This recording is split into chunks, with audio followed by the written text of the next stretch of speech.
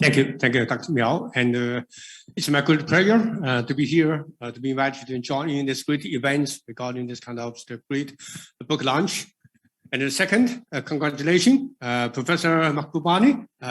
You wrote this great book and provoked us to think more about not only the Asia in this new century, but also to all over the world to rethink about the new pattern of international society building. And I would like to make a quick comment and also the two questions to our distinguished Professor Mahbubani. Regarding your books, you talk quite a lot about the new century. That means the Asian 21st century, right? And I have a deep impression when I read your introduction in the books. You give the two words to define the Western behavior to manage the new century. You give it two failure. That means the Western societies or the world fails to aware that already is the end of Western dominance, right? And the second failure is the Western has the failures to see the Asian centuries coming to us, right? So that's a real problem in your books. You give alarms to the Westerners should be aware of this kind of two failures. Maybe personally, I would like to add one more failure. That means maybe the Western Academy fails to listen to your advice or even to your persuasion to watch out the rise of China, rise of India, or the rise of group emergence of the non-Western countries. So the reason why at the moment there's so many problems in this world. Okay, and now maybe I have to also add one more comments in my personal research experiences.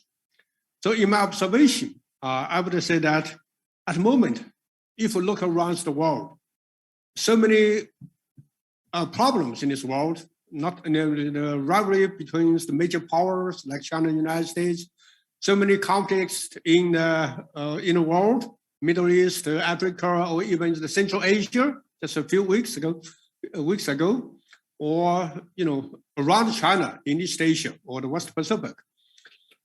So what's the reasons, or we should look for some kind of logic to find or explain the reason why so many chaotic situations in this world. So in my personal observation, I would like to say that there's a kind of the entanglement between the power politics and the ideology politics. It's my own word. We know that power politics in the past 500 years, right? So the Westerners expanded towards the whole of the world by means of colonial expansion or even imperialist behavior to the whole of the world. So provokes so many kind of competition or even conflict among major powers. So that's the reason why we have the World War I and World War II. So this is the first entanglement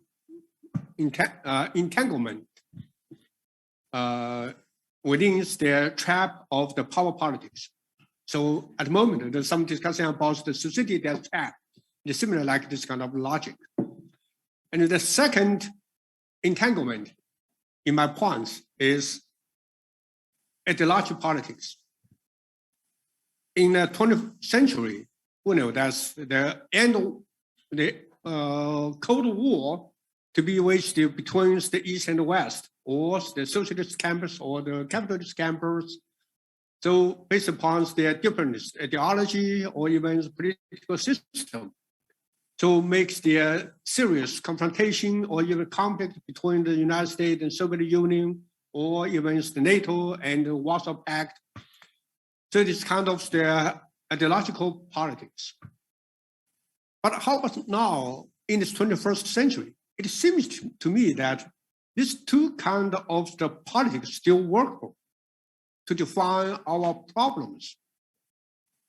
You know, some American scholars say that the international society go back to history or return to history, right? So that means that in 19th century, there's power politics. So United States, based upon the power to have its, competition with China, or vice versa. China also based its power building to have its competition with the United States. So it is logical power politics still workable in this new century. And the second, now China ruled by the Communist Party, right? So-called Chinese characteristics of socialist system, right? And the United States already has their, the summit for democracies, right? So that's all still their competition between the two kinds of ideologies. The reason why there's a big competition or the confrontation in this current international society. So I think it is real problems for us.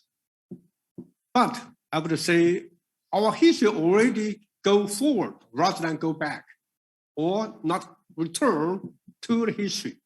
Our global society would move ahead of us beyond the end of history. So I think we should think something more beyond the traditional pattern of politics, power politics and the ideology politics. So we should think something more to figure out some kind of a new style of international politics. My own word is global politics rather than international politics, because international politics too much focus on the state-centric. But we should have the global-centric, right, rather than state-centric. So we should refigure out some kind of step, new style of politics. What's that? We should think about that, right?